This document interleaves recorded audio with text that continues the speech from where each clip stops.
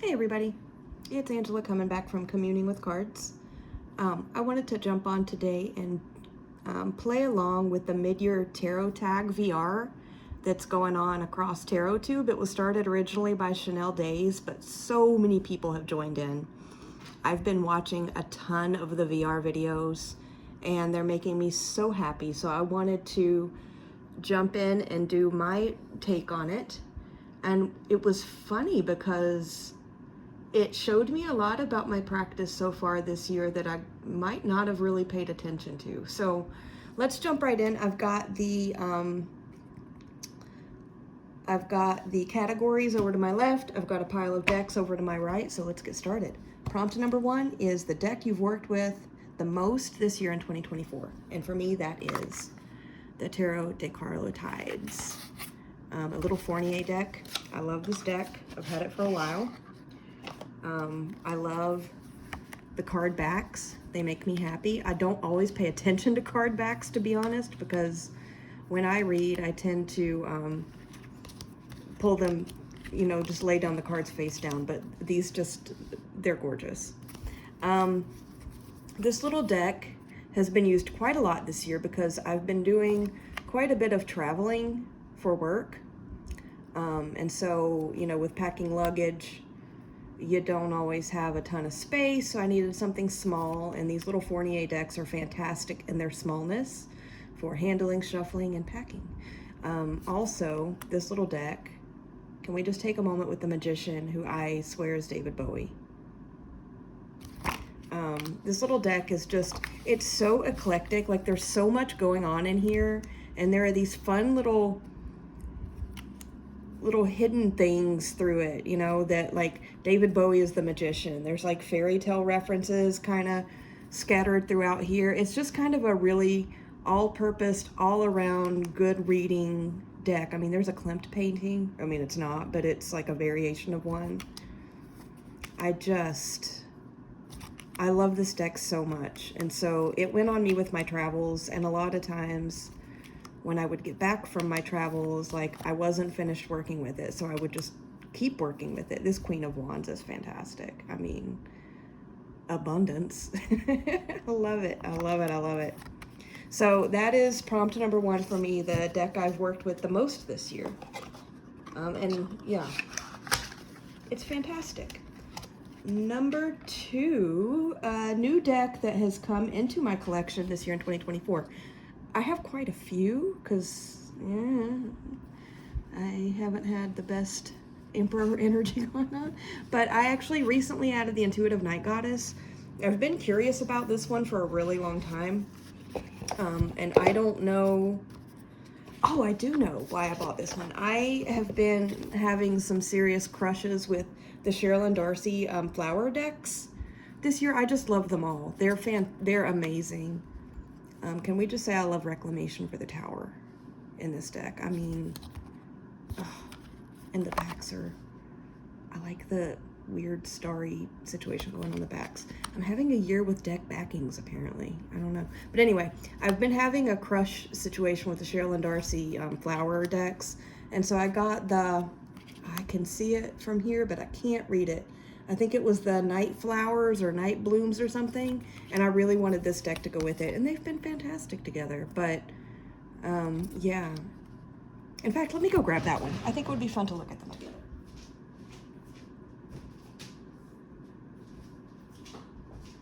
And back. I actually bought these together. So this one is the Flowers of the Night Oracle by Sherilyn Darcy. Okay, let's have a moment with this Nymph of Pentacles. The Nymph of Pentacles I had a situation with in a reading. The nymph in the way that they've renamed some of the cards, especially the quartz, is the Page, I'm pretty sure. But if you look, this figure is tattooed and like all marked up and has all these markings on her, like writings. And I was doing a reading kind of randomly, and the way that hit me was almost like codes or stories or things that you've brought down from other generations. Y'all know I'm really big on ancestor work. It creeps into everything, whether I want it to, whether I'm, you know, prepared for it or not. And that one, I had a moment with that card. So it was interesting. And I've actually been really enjoying this. So this is the, oh boy, the glare. I'm sorry, deal with my glare. I apologize. It is what it is. Shiny cardstock. So I love all of the Sherilyn Darcy decks, but let's just take a look at a few of these. Influence with the Five of Pentacles and the Warrior of Pentacles. Release with the Spirit of Cups and Death. Wow. Oh my God. And aren't they gorgeous? Aren't they just gorgeous together? Y'all know I'm not aesthetically minded, but this brings me joy in so many ways. Devotion with Strength and the Queen of Pentacles. Power with Warrior of Wands and Potential, which is the Fool. Wow. Wisdom with the Ace of Swords and the Monarch, who is the Emperor. That's interesting. One more. Passion with the Ten of Cups and the Universe. Really? Yeah. So anyway, again, this is not a new deck in 2024, like as far as release, but it is new to me and I love it. I also love the oracle that I got to go with it, which is, if I didn't say, the Flowers of the Night Oracle by Sherilyn Darcy. It's a rock pool deck. I have been collecting quite a few of her oracles. Luckily, they're mass market, so they're affordable, and I've been really enjoying those. So that was my a new deck that came into my collection. It was actually two of them, the Intuitive Night Goddess and the Flowers of the Night Oracle. So prompt number 3 is the most anticipated deck release this year. And I don't think this will be any surprise to anyone, but it is the Haptic Tarot by Nick Jacobs. I am madly in love with this deck. Madly, truly madly, deeply in love with this deck. So this is, sorry, I have the little coin that came with it, the little divination coin. I keep it in the box. This is just stunning. Like, I had a feeling it was going to be. I intended to love it, and when I got it in my hands, it was beyond anything I could have imagined. Let's look at this Queen of Wands. I mean, my gosh. Oh my goodness, the quartz in this deck are unbelievable. It's just how you, I mean, I'm in love with it. I'm so in love with this. The cardstock is beautiful. The box is beautiful. The cards are beautiful. The backings are beautiful. The images, it's so good. I mean, this is one of those decks that really just leaves me speechless, but I think this Hanged Man is, oh my God. I mean, look at that Queen of Cups. All you literally see is hands holding a beautiful cup, but you get the vibe of the Queen of Cups. I mean, it's just, I'm in awe of how this came to be. I'm very gushy about it, I know. And I mean, look at that grip on the sword for the Emperor. I mean, come on. Or yeah, that's gotta be a sword.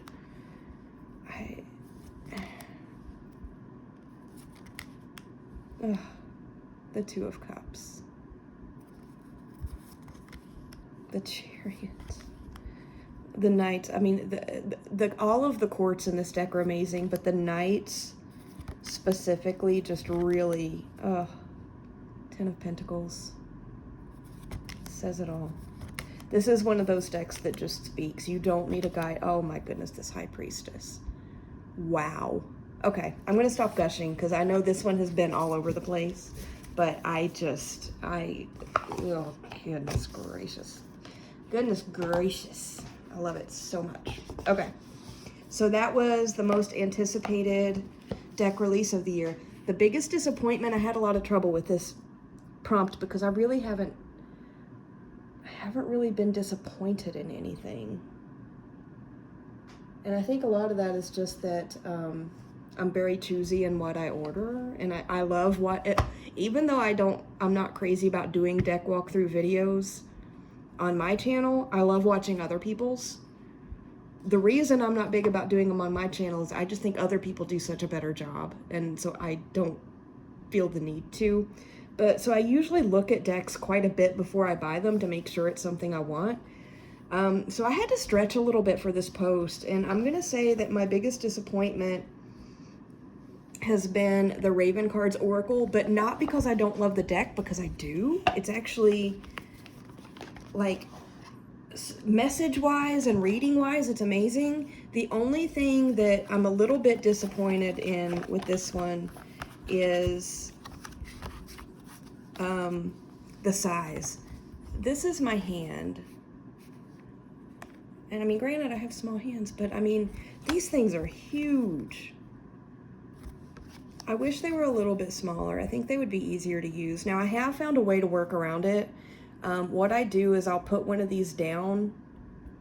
Actually, I like to pull these at the end, but I'll kind of squidge them around a tarot reading by like laying a card in this blank space and this little blank space and above and below. So I found a way to work around it, but I have a lot of the title and information cards shuffled in here. I need to do that. I need to fix that. So really the only thing about this is just the size. Let's just take a look at one of these cards. Look at the baby birds, and you've got the crow prince. Respect your fear. By respecting it, you allow it to show its true expression, and you can find a new, more loving path to yourself. There are a lot of these information cards. Oh, these are blank ones. This has blank cards where you can put in your own messages, which is kind of cool. One more, just because I really like the messages on these. Something dead can become food for others. The cut corn, the slaughtered beast. Respect what has died and help to transform it by ingesting it with awareness and thanks. Let the wheel of life keep turning. These are just... oh, okay. So my only disappointment in that is the size of the cards. They're enormous. I wish they were smaller. Other than that, I love the deck. Okay. So that was prompt number 4, the biggest disappointment. Prompt number 5, which is the biggest surprise. Actually, I've shown this one on one of my deck pairing playdate videos. It's the Major Arcana deck by Lenora Carrington. This is affectionately called my Benny Made Me Do It deck. And it's literally a majors only with very plain silvery gray backs deck, but it is wonderful. Again, the cards are pretty big, but they're not as big as that Ravens Oracle one. Let's look at Judgment for a minute. I'm trying to keep these cards off the main light source so we don't get the glare. I am in love with this. I have put it with so many things. I have an idea. Oh, look at the Lovers. Oh my goodness.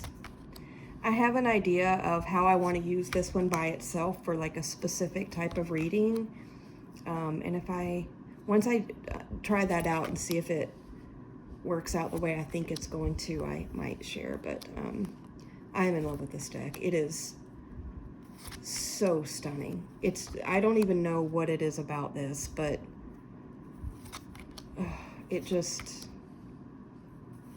I'm almost to the end of it. Let's keep flipping through. This star is like everything. I love this. The Moon. Justice. The Hermit. I love the Hermit card in here. The Magician. And the Chariot. So, yeah, that's been my biggest surprise. First off, because I'd never heard of it, I wasn't familiar with it until Benny shared it on his channel, and also because once I got it, I just was enamored, and it works so well with so many things. So that was my biggest surprise. The Major Arcana by Lenora Carrington. Prompt number 6 is a deck crush, and let's go back to Cheryl and Darcy Oracle decks. The one that I am crushing on big time is the Oracle of the Roses. Another rock pool. I had seen this one floating around YouTube for a while, but I had some moments with, do I even like Oracle cards? Do I use them? And so I forced myself to pull out some a lot this year. And yes, I do like them. And yes, I do use them. But I'd seen this one around and like it just, I was concerned. It has interesting keywords. But I was concerned with the imagery only being roses because I love me some plants, but I'm more of an herb and tree girl. I actually don't have any roses planted on my property, but I would like to amend that next year. I'm glad I didn't try to this year because we're having the first drought I can remember in decades. But this little deck has really been amazing, and I'm totally crushing on it. I have paired this with so many things, and it is just, it works with everything I've tried, and I don't know how to explain it. The keywords are really amazing, and it has suits. So it has like the modern garden, I think the traditional garden, and the wild garden, and those little suit title things really do add for me to the reading and to the meaning of the cards. So I mean, you know, let's look at some of the keywords: the innovator, the loner, the pioneer. Y'all know me and my shuffling. The challenger, the mystic, the healer, the advocate, the gardener, the mother, the caregiver, the seeker, another pioneer. And that's another weird thing, and another thing that kind of kept me from getting this. I feel like some of these suits have duplicates in the titles, but trust me, it works. The giver, the lover, the creator, the warrior, the gambler, that's interesting, the artist, the knight, the hero, the liberator, wow, the scientist, the self, the alchemist, the rebel, the child, the rescuer. Okay, you've seen enough. This deck has really, I mean, I'm totally crushing on it. I'm pairing it, I'm pulling it out to go with just about everything. And it really is, it's so adaptable to whatever other decks you want to pull in with it. And it's the artwork, even though it's all roses, it's beautiful. And those keywords and the suits, it just goes with everything. I love it so much. Okay, the next prompt is my favorite tarot card. This one was hard, and I couldn't narrow it down to one. I have two. So from the Haptic, of course, from the Haptic Tarot, the Ace of Pentacles. This card, and I talked about this, I think, in one of my deck pairing playdate videos. I had such a moment with this card. I mean, if you've watched any of my videos, you know one of my most intense practices is my ancestral work, and you know, it comes when it comes, and it is what it is. It won't be ignored. And this one, I mean, look at the hands on this person. You can tell from like the wrinkles and the texture of the skin that this is an older person. You can see dirt. I'm trying to tilt it like we can see this hand in 3D. That's how good this artwork is, you guys. There's like dirt under the nails and you know, some smudges and dust on the hands, and they're handing off this pentacle. And this, I had such a moment in a reading with this card. It was like past generations passing you down the traditions and responsibilities and cycles and everything from beyond, and just saying, here, we're handing this to you. Don't let us down, almost, or do your best. I mean, there's so many ways that can go depending on the other cards in the spread, right? But I had such a moment with this. It just, yeah, it was, tears were shed, laughs were had. It was a heavy reading, but I will never look at the Ace of Pentacles again, and especially in this deck. I mean, my goodness. The other one, this is actually from the Good Fortune Tarot, which just came out by Barbara Moore and illustrated by Jessica Rue. Lisa Pepez just did a really good in-depth walkthrough of this deck.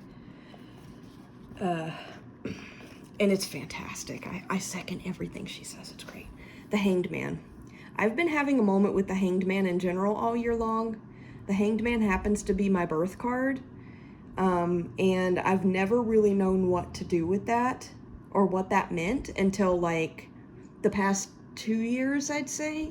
It's really been coming up a lot in readings and surrounding messages that even if the card isn't present in a reading, kind of talk about it. So this has been a whole big thing, and I love in this deck the Hanged Man out of the Good Fortune Tarot. I love the guidebook entry, so I'm just going to go to the guidebook and share. So the guidebook for this deck is unbelievable. So I'm just going to read the top little section. Whatever the situation, there is no clear action for the querent. In fact, they are likely unable to do anything. They're advised to stay calm and observe the world from someone else's point of view. Nothing the querent can do will help resolve the situation. This is the time to watch and learn. I mean, that's not it's not a new interpretation of the Hanged Man. It's just the way that it's worded that's so eloquent and concise. It's just, it's beautiful. It's absolutely beautiful. And the way that it's been kind of coming into my practice and my mind and my heart and everything the last couple years with the Hanged Man and how it relates, you know, as my birth card is the phrase that I keep getting from it is holding space. Holding space for others.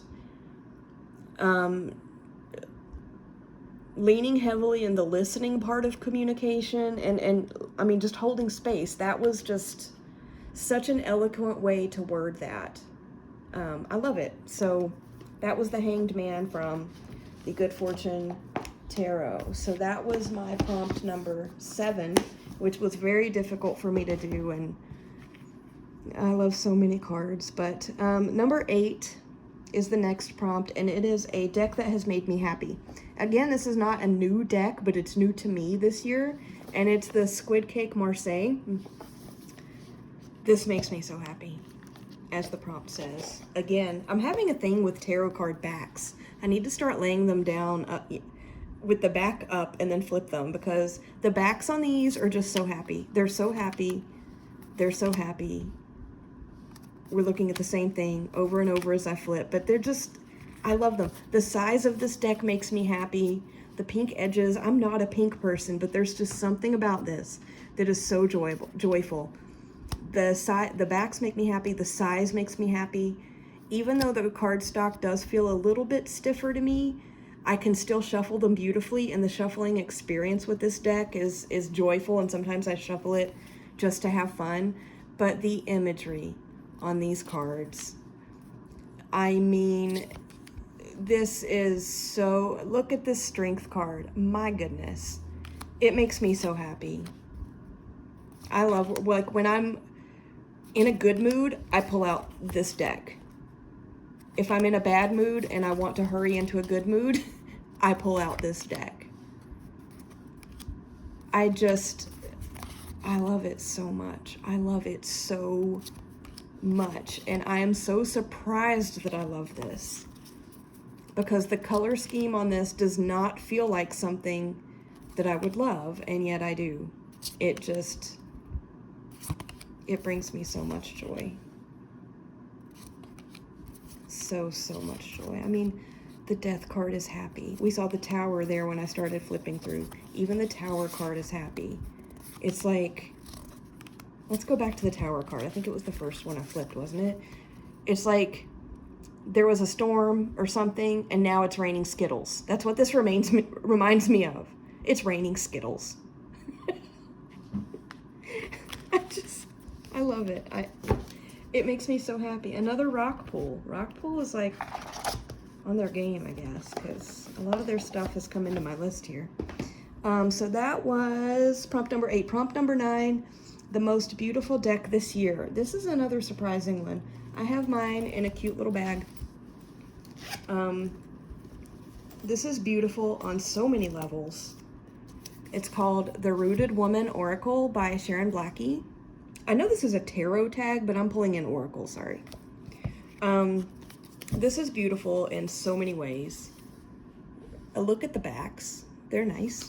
Right off the bat, this card it's not in order. None of my stuff is in order, sorry. But the mountain, the keywords for mountain are vision and inspiration. Right off the bat, that makes me happy because I'm a mountain girl. I live in the mountains. My family has lived in the mountains for generations and generations and generations. The same mountains. And so many times when you get an oracle deck or something like that and you see mountain, it talks about obstacles and challenges and things to overcome. And I'm sorry, no. Just no. No. So I love that. The Selkie, there's so many, so I mean the artwork on this is really pretty.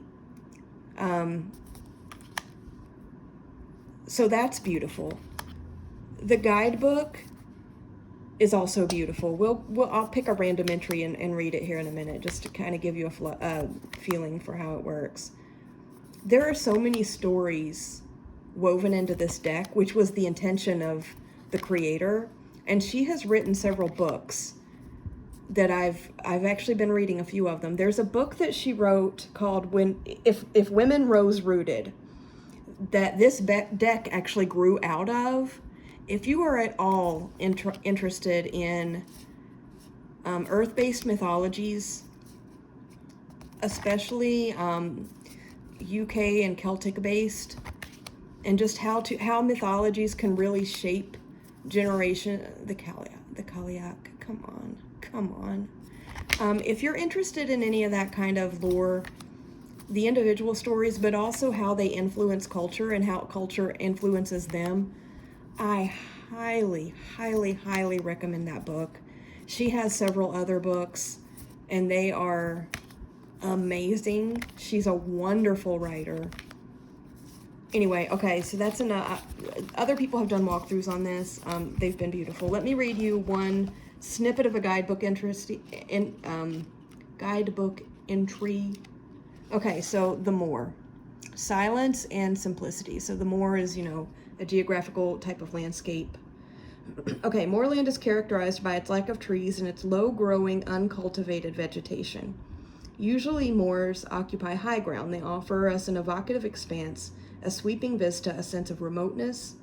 The combination of elevation and openness means that they're often very windy places.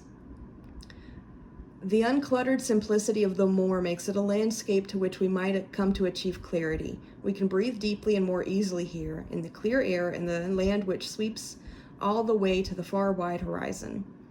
The cleansing wind clears away mental clutter, breaks down the rigidity of customary thought patterns, frees us from the structures of civilization which both define and confine us. Space is created for new insights and understandings. Our imagination is unshackled, released into a timeless, flexible, and magical sphere. It goes on, there's a little bit more, but I mean, this deck just, let's just look at this image. My goodness. I so recommend, if you are interested in this, read the book, If Women Rose Rooted by Dr. Sharon Blackie, and also the deck, because it is just, it's stunning, and it adds, it's beautiful to read with. I love taking this one outside with me to read. Not just outside, here on my property, but also, if I go for hikes or anything like that, I love taking this deck along. It's magnificent. Number 10, what deck do you want by the end of the year? The Little Bird Tarot by Shanna D. And I did back it on Kickstarter, so hopefully, I saw an update from her a week or so ago that the decks are either starting to ship or close to starting to ship, so hopefully I should have that in the foreseeable future. I can't wait. I'm like desperate to work with that. Can't wait for the Little Bird Tarot. Number 11, a deck that hasn't been used yet, but you want to work with this year. I had trouble with this one too because I tend to work with a lot of my decks. I'll just pull them out randomly, and because I like to read with multiple decks at a time, I like tarot on tarot pairings, and I really like 3 at a time, 9 card box spreads, it's not that hard for me to work them all in at some point. But I picked for this one Unfinished Business, a Ghostly Tarot by MJ Cullinane. This is one that I got as a pre-order. I lie when I say I haven't used it yet, but I've only used it once. I want to do a lot more work with this one. It's very interesting. It was very surprisingly talkative when I used it the first time. The guidebook is super cool. And it's just, I can't wait to get deeper into this and really see what it has to offer.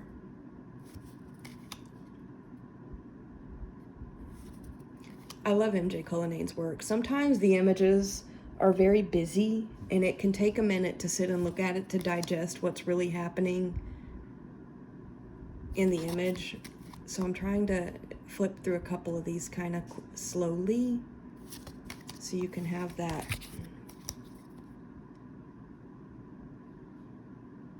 moment to just kind of digest what's going on. The Queen of Cups.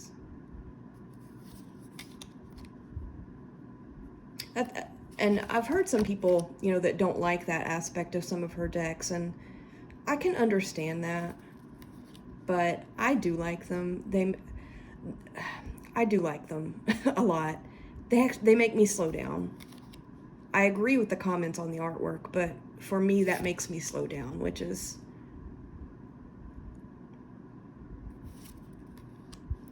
oh, I love this Knight of Cups. Yeah, sometimes it's good. I tend to quick read stuff.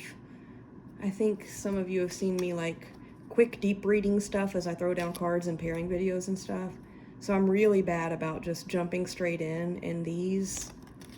One thing that I love about her, oh, this is gorgeous, about her art is it really does make me slow down, because to take that moment to, my goodness.